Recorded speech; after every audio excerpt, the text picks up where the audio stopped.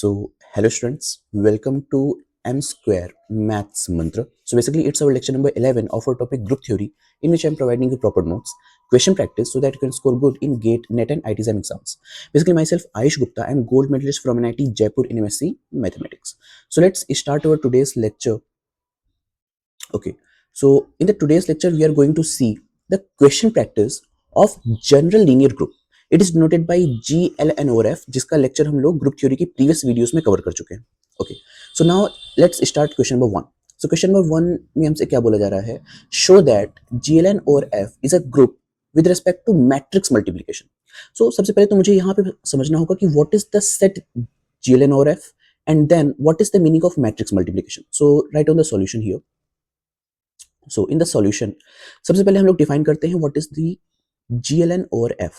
तो ये सेट हम लोग कैसे डिफाइन करते हैं, हमने प्रीवियस लेक्चर्स में पढ़ा है कि इसमें ऐसी मैट्रिसेस आती हैं A is equals to AIJ, जिसका ऑर्डर क्या हो जाएगा? Order will be n cross n. क्यों? क्योंकि यहाँ पर GLN में जो n होता है that is the order of the matrix. And what is F? Basically F के अंदर से हम लोग ये एलिमेंट्स लेते हैं AIJ. So I can write down here such that, और इसके अंदर क्या प्रॉपर्टी होती है कि इसका डिटर्मिनेंट हमारे पास नॉन जीरो होना चाहिए एंड जो भी हमारे पास एंट्रीज हैं AIJ should belongs to our field F. Clear?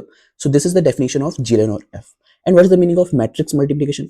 So matrix multiplication का अर्थ यहाँ पे ये हो जाएगा, बेसिकली फॉर एग्जाम्पल अगर मैंने कोई दो मैट्रिसेस लिए लाइक A1 एंड A2, अगर मैंने कोई दो मैट्रिसेस लिए अपने GLN और F में से, और फिर मैं क्या कर रहा हूँ, मैंने सिंपली A1 इंटू A2 का मैट्रिक्स मल्टीप्लीकेशन कर दिया.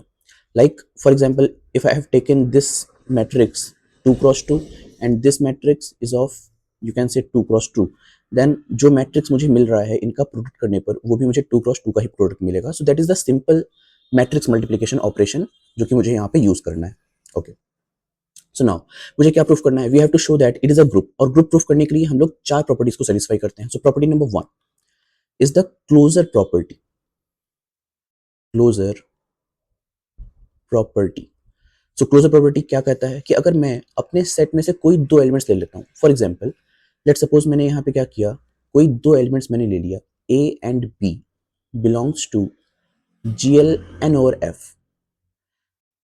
देन अगर मैं कहता हूँ कि A B हमारे पास GLN और F में से आ रहे हैं, इसका मतलब क्या हुआ कि डिटर्मिनेंट ऑफ A हमारे पास नॉन जीरो हो जाएगा and determinant of B will also be non zero, because ये तो हमारे डेफिनेशन में ही होता है कि हम जो भी एलिमेंट्स लेंगे वो हमारे पास डिटर्मिनेंट नॉन जीरो होना चाहिए. नाउ अगर मैंने यहाँ पे कंसीडर किया let suppose the matrix multiplication of A and B का डिटर्मिनेंट, तो इसको मैं क्या लिख सकता हूँ? It can be written as determinant of A into determinant of B. Now we can say because दोनों का डिटर्मिनेंट नॉन जीरो है तो इनका प्रोडक्ट भी हमारे पास नॉन जीरो हो जाएगा. और अगर किसी भी मैट्रिक्स का डिटर्मिनेंट नॉन जीरो होता है तो हमारे सेट का मेंबर हो जाता है. So now we can say that which implies that A matrix multiplication B belongs to GLN और F for all AB in the set. Clear? तो मैंने कोई भी AB लिया अपने सेट में से और उनका मैट्रिक्स मल्टीप्लिकेशन भी सेट में बिलोंग कर रहा है, which implies that कि closure property holds. Now the property number 2 हमारे पास क्या हो जाती है? It is the associative property. Associative property. So associative property क्या बोलती है कि अगर मैं अपने सेट से कोई तीन एलिमेंट्स लेता हूँ, for example if I have taken let A B and C belongs to GL और F, देन यहाँ पर एक कंडीशन सेटिस्फाई होनी चाहिए कि वो क्या कंडीशन होती है कि अगर मैंने A को ऑपरेट किया B के साथ एंड देन B को ऑपरेट किया C के साथ, वो इक्वल होना चाहिए A operated with B O C के. Now what is O here? O means operation, और यहाँ पे हम कौन सा ऑपरेशन लेके चल रहे हैं? That is matrix multiplication. तो यहाँ पे मैं लिख सकता हूँ जैसे ही मैंने मैट्रिक्स मल्टीप्लिकेशन का यूज किया it becomes A into B into C हमेशा इक्वल होगा A into B into C के. क्या ये कंडीशन हमेशा सेटिस्फाई होगी? डेफिनेटली, क्योंकि मैट्रिक्स का मल्टीप्लिकेशन करने पर हमें सेम आंसर मिलेगा. सो यू कैन से this holds for all A B C in the GLN और F. Clear? Now question basically point number 3 जो हमारी थर्ड प्रॉपर्टी होती है वो क्या होती है? That is the existence of identity. Existence of identity. So existence of identity की डेफिनेशन क्या होती है? यानी कि मैं अगर यहाँ पे बात करूँ, कोई भी एक एलिमेंट में लेता हूँ, for example if I have taken for all matrix A belongs to GLN और एफ। अगर मैं जीएलएन और एफ का कोई भी एक मैट्रिक्स लूँ, then there exist a unique matrix, a unique identity matrix, you can say unique identity matrix, you can say it is denoted by I. so identity matrix को मैं किससे डिनोट कर रहा हूँ? I से, या फिर इसको मैं सिंपली E से डिनोट कर देता हूँ, बिकॉज जनरली हम लोग identity matrix को E लिखते हैं यहाँ पे. so let's suppose it is E. so we can say that, or you can say it is E is equals to I, it is better, because identity matrix को मैं किससे denote कर रहा हूँ? E is equals to I से, जो कि n cross n की मैट्रिक्स होगी यहाँ पे, क्योंकि यहाँ पर भी हमारे पास ऑर्डर n है. so इसको हम लोग कैसे डिफाइन करते हैं? It can be defined as 1 0 0 up to nth term, then it is 0 1 0 0, then it is 0 0 1 up to 0. यानी कि अगर मैं इसको डिफाइन करूं तो सिर्फ और सिर्फ डायगोनल एलिमेंट्स में हमारे पास क्या होते हैं? 1 होते हैं, और सभी एंट्रीज हमारे पास 0 हो जाती हैं. So this is called the n cross n identity matrix. और अगर मैं इस आइडेंटिटी मैट्रिक्स का डिटर्मिनेंट फाइंड करूं, then it is always equals to 1. So क्योंकि इसका डिटर्मिनेंट 0 के इक्वल नहीं आ रहा है, इसका मतलब कि ये मैट्रिक्स बिलोंग करता है हमारे पास जीएलएन और एफ में. क्लियर? सच दैट नाउ अगर मैंने कभी भी किसी आइडेंटिटी मैट्रिक्स को किसी भी मैट्रिक्स के साथ ऑपरेट किया, for example if I have operated A with this identity matrix, या फिर आइडेंटिटी मैट्रिक्स के साथ मैंने ए को ऑपरेट कर दिया, then always we will get A for all A belongs to GLN और एफ. क्लियर?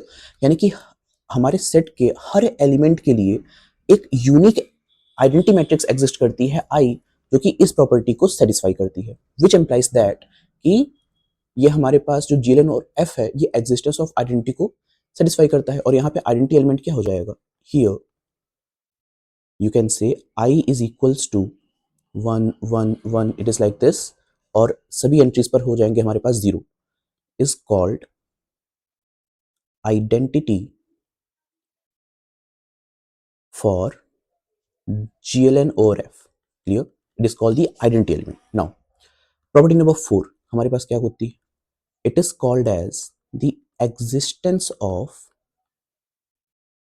inverse. यानी कि GLN और F के हर एलिमेंट के लिए इनवर्स एग्जिस्ट करना चाहिए. तो हम क्या करते हैं? हम कोई एक एलिमेंट लेके चलते हैं GLN और F का. So let's suppose for each A belongs to GLN और F, हमने क्या किया? कोई एक ए एलिमेंट यहाँ पे ले लिया. अच्छा, अगर A बिलोंग्स टू GLN और F है, इसका मतलब क्या हुआ? इसका मतलब कि जो डिटर्मिनेंट ऑफ A होगा वो हमारे पास नॉन जीरो होगा. और हमने पढ़ा है कि जब कभी भी किसी मैट्रिक्स का डिटर्मिनेंट नॉन जीरो होता है, ये एम्प्लाई करता है, विच एम्प्लाइज दैट कि A इज इनवर्टिबल. यानी कि A का मैं इनवर्स फाइंड आउट कर सकता हूँ, बिकॉज उसका डिटर्मिनेंट नॉन जीरो है. सो अगर A इनवर्टिबल है, विच एम्प्लाइज दैट कि A इनवर्स एग्जिस्ट. अगर A इनवर्स एग्जिस्ट कर रहा है, और मैंने लेट्स सपोज यहाँ पे क्या किया? A इनवर्स का मैंने डिटर्मिनेंट फाइंड आउट किया, तो A इनवर्स का डिटर्मिनेंट क्या हो जाएगा? It can be written as determinant of A power -1. So this is nothing but 1 upon determinant of A. और हमें मालूम है कि जो डिटर्मिनेंट ऑफ A है वो 0 के इक्वल नहीं है, यानी कि ये जो भी वैल्यू आएगी it is also not equals to 0. अगर किसी भी मैट्रिक्स का मैंने डिटर्मिनेंट निकाला, for example I can write matrix of A inverse मैंने निकाला जो कि नॉन जीरो आ रहा है, इसका मतलब क्या हुआ? Which implies that A inverse belongs to GLN और F.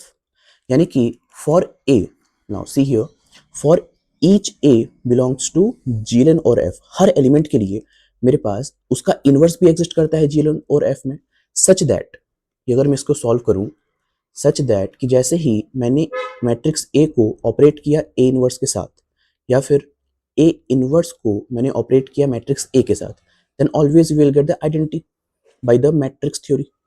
मैट्रिक्स थ्योरी क्या बोलती है कि अगर मैं किसी भी मैट्रिक्स को उसके इनवर्स के साथ ऑपरेट करूं, then always we will get the identity element. और यहाँ पे आइडेंटिटी एलिमेंट क्या था? जो कि हमने प्रॉपर्टी नंबर 3 में देखा था।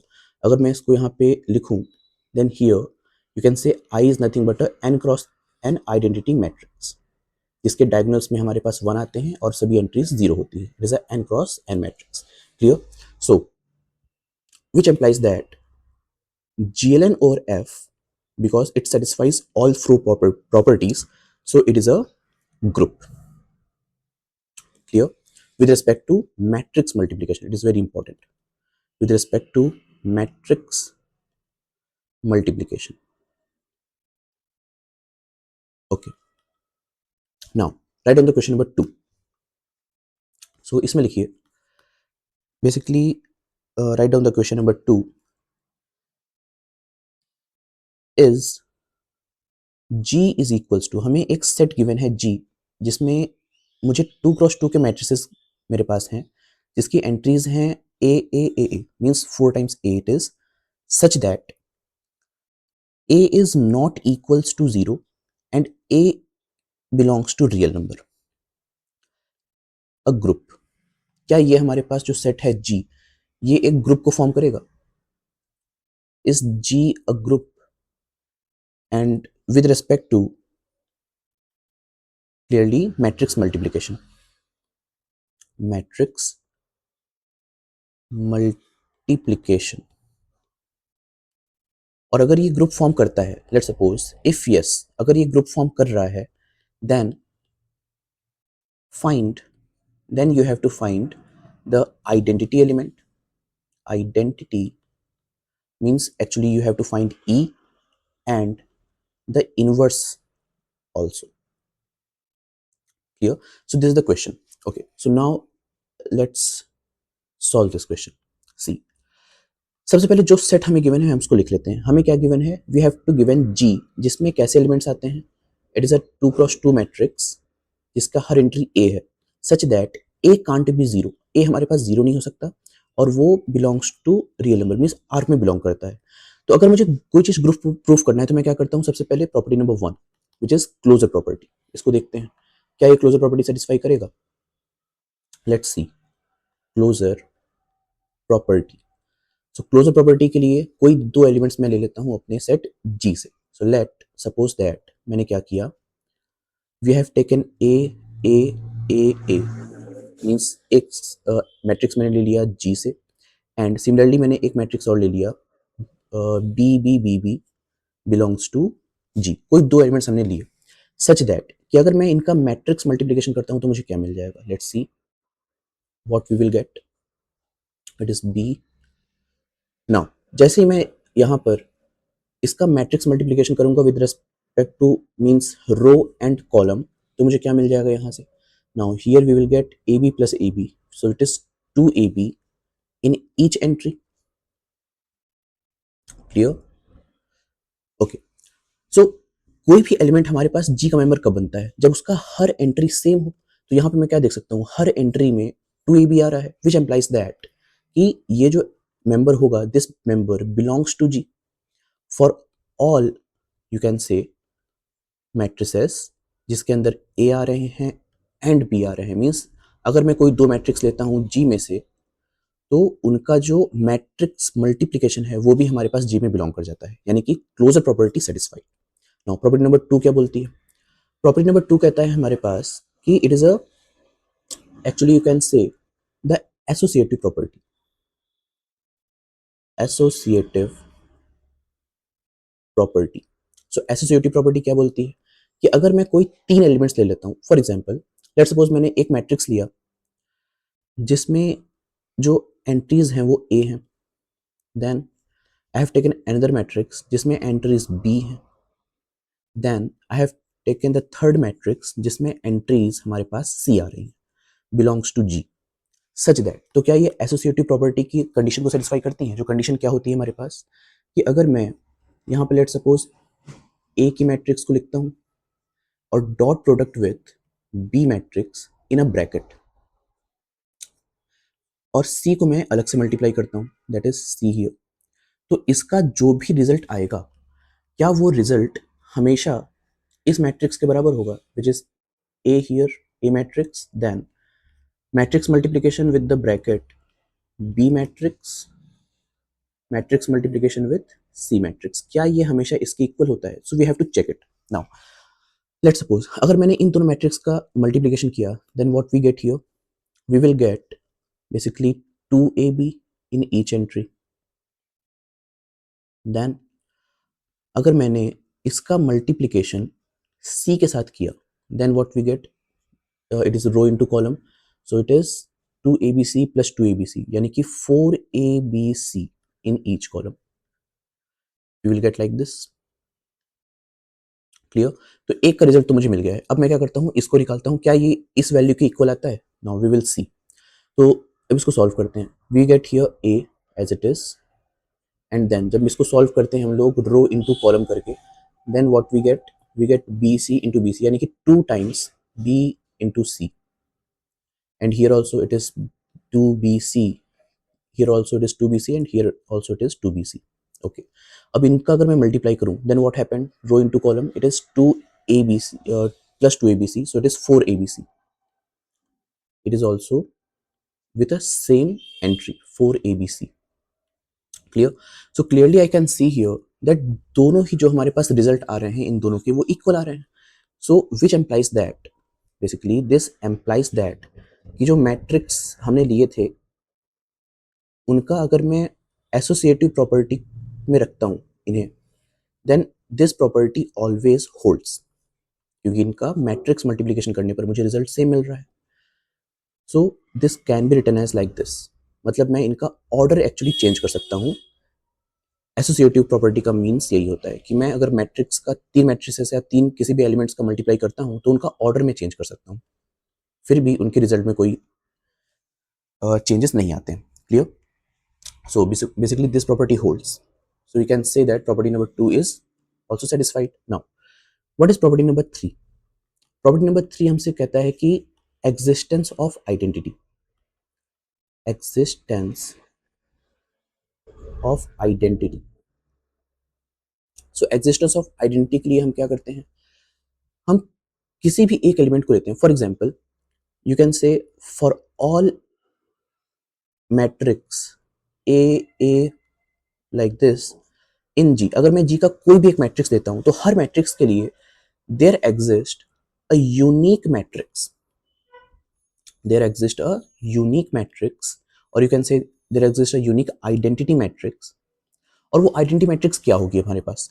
तो लेट्स सपोज कि मैं इन जनरल एक आइडेंटिटी मैट्रिक्स मान लेता हूं जिसके अंदर एंट्रीज आ रही हैं E, जो कि हमारे पास G में बिलोंग करेगा, सच दैट वो कौन सी प्रॉपर्टी को सेटिस्फाई करना चाहिए कि अगर मैंने A को E के साथ ऑपरेट कर दिया, मींस किसी भी मैट्रिक्स को आइडेंटिटी के साथ ऑपरेट कर दिया, तो उसका रिजल्ट हमारे पास सेम होना चाहिए.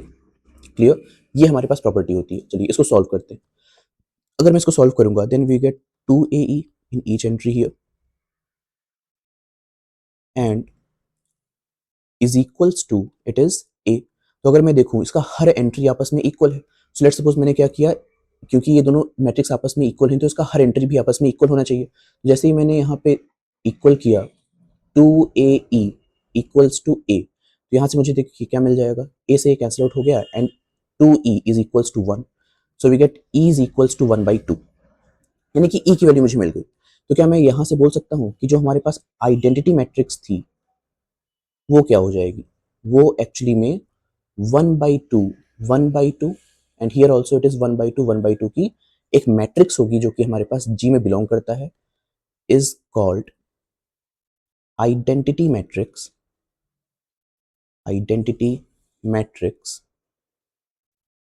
For G. यानी कि G के लिए जो आइडेंटिटी मैट्रिक्स वर्क करेगी वो 1/2 की मैट्रिक्स होगी. Clear? Okay, so now property number 4. Property number 4 हमसे क्या बोलता है कि एग्जिस्टेंस ऑफ इनवर्स. सो इसमें हम लोग बेसिकली क्या देखते हैं कि क्या G के हर एलिमेंट के लिए उसका इनवर्स एग्जिस्ट करता है. So now let's see.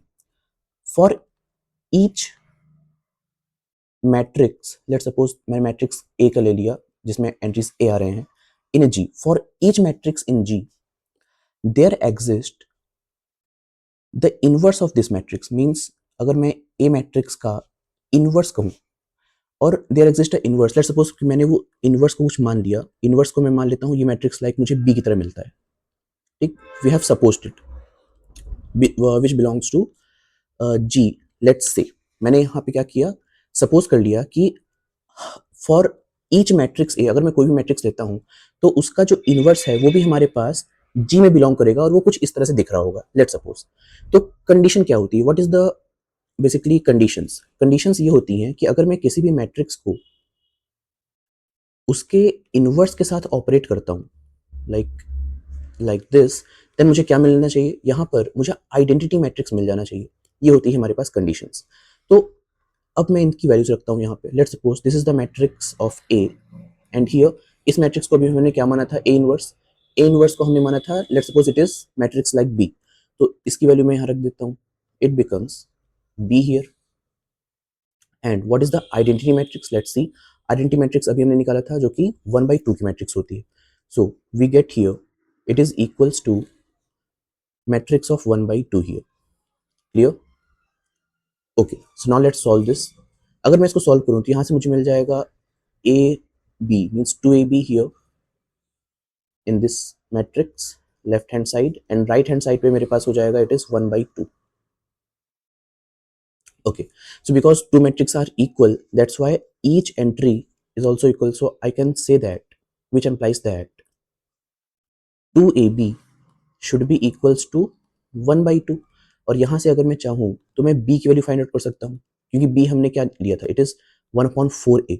अगर मुझे b की वैल्यू मिल गई है so I can find out the inverse also, क्योंकि a मैट्रिक्स का इनवर्स हमने क्या माना था, वो हमने माना था b का मैट्रिक्स, और b की वैल्यू मुझे मिल गई है, सो एक्चुअली a इनवर्स हमारे पास क्या आ गया, it is 1/4a, 1/4a, it is like this, clear. और ये मैट्रिक्स डेफिनेटली, क्योंकि इसका हर एंट्री हमारे पास सेम आ रहा है, इसका मतलब कि ये किस सेट में बिलोंग कर जाएगा, definitely it belongs to G, you can say for all matrix A in G, clear. So अच्छा, अब यहाँ पे एक क्वेश्चन और होगा, क्योंकि हमें यहाँ पे जो रिजल्ट मिल रहा है वो डिवाइडेड में मिल रहा है, मीन्स अपॉन ए। तो अगर आपको ध्यान हो तो जो हमने जी का डेफिनेशन लिखा था, means what is the G, G में हम ऐसे मैट्रिसेस लेते हैं सच दैट कि A is not equals to zero and belongs to R, यानी कि इसमें हमसे पहले ही बोल दिया था क्वेश्चन में कि ए हमारे पास जीरो नहीं हो नहीं सकता। अगर ए हमारे पास नॉन जीरो है, इसका मतलब कि मैं 1/8 डिफाइन कर सकता हूँ, because A is non zero, clear. So that's why here 1/4a is defined, it is not a undefined value, basically it is defined value, clear, okay, thank you।